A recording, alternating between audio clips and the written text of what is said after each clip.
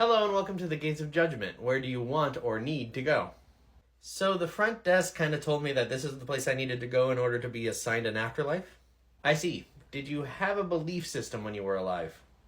Not really. My parents weren't overly religious and I never felt the need to look into it myself, so no core belief system. Well, without a core belief system, there are certain afterlives that are unfortunately out of bounds for you. So like no Christian heaven or whatever. Would it help if I converted now? Not really. Converting at this point wouldn't really do anything because you have the evidence to support it. It's called faith and not fact for a reason. Still, if you wanted to get judged by Christian means, we could make that happen for you. Don't bother. Never really liked the judginess of Christianity anyway.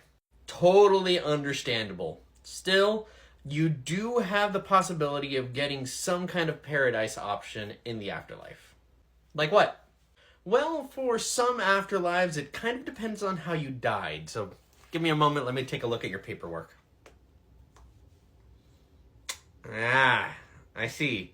So you died by basically slipping and falling on your head. Yeah, that's what I was told.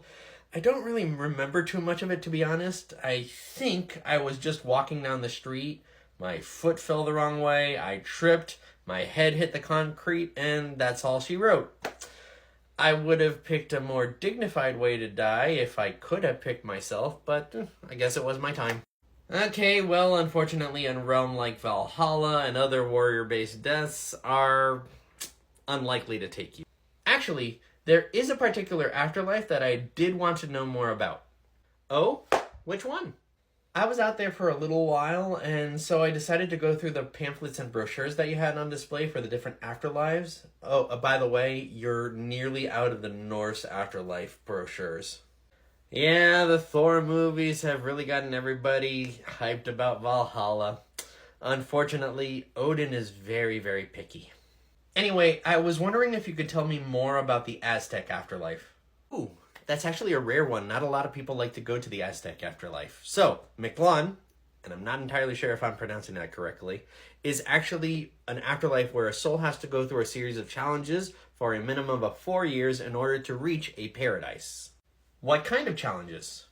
Admittedly, I don't know all of them. They kind of keep that under wraps so that people don't get spoiled and try to train for it, if you know what I mean. But there's one that I know about specifically, and it involves going through a mountain range that is crashing down around you.